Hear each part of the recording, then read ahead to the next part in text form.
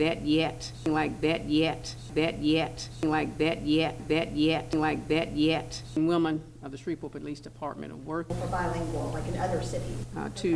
to look at anything like that yet, Sure. then you devalue other shifts. So that's if Crime Stoppers needed help, they would come to us, but that hasn't happened.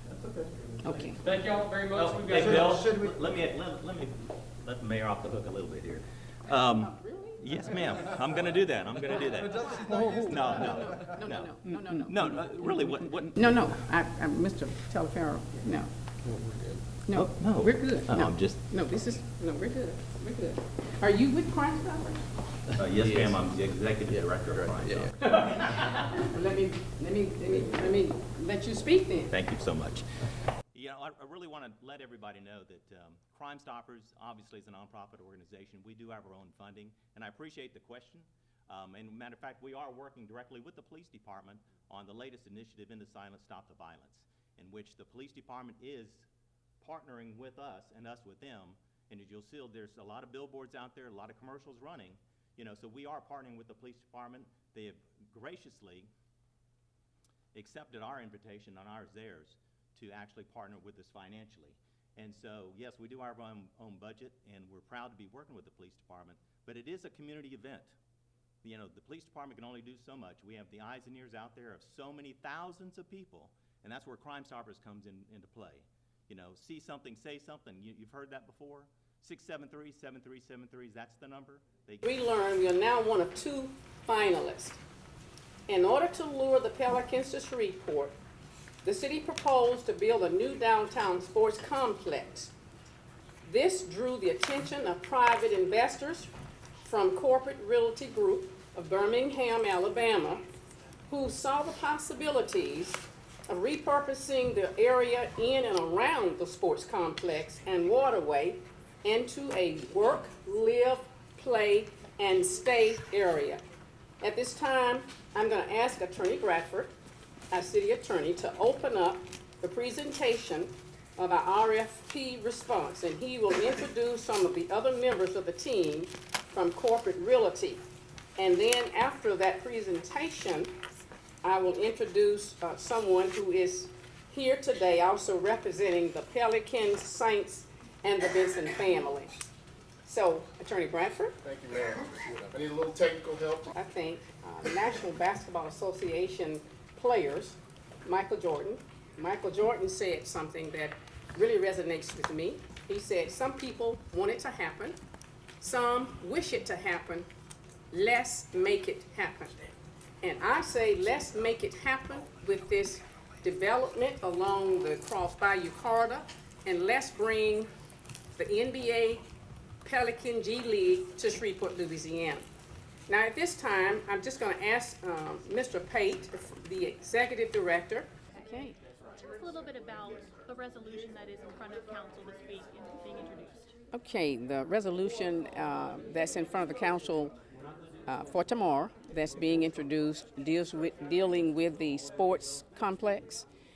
This is one of the steps, the first step, toward making sure that we stay competitive and try to get the RFP awarded to us so that we can create not just a sports complex, but an entire development along the Cross Bayou Corridor. And this development is truly public-private partnership. The private sector is going to bring most of the funding to the table for the development.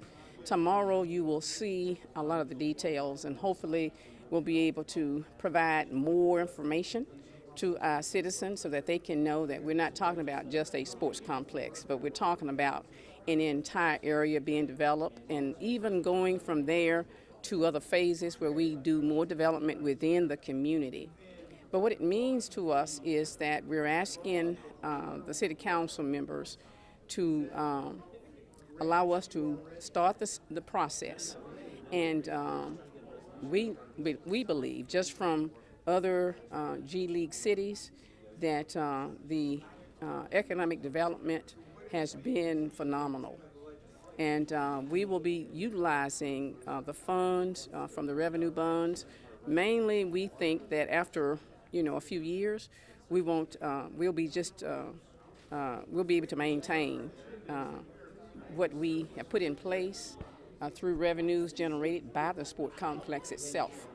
Not only will the NBA G League be, leasing for their season games, but we'll also be utilizing that complex for other sports, other competitions. And that's going to be an economic driver for our community, where lots of people will come in for the various type competitions that you saw in our press release. But more than that, the entire development is going to be able to generate economically many jobs and create many jobs for people throughout our community. We're looking at providing just more development in parts of our city that we have not been able to do much in previous years. So we're hoping, and we are recommending, and we're strongly recommending that our city council considers this first step, and it sends a message to the NBA New Orleans Pelicans that we're very serious about having them here in our city, which is something that a lot of our citizens have expressed a desire to have, and also it will help us economically. It will be a big driver for us.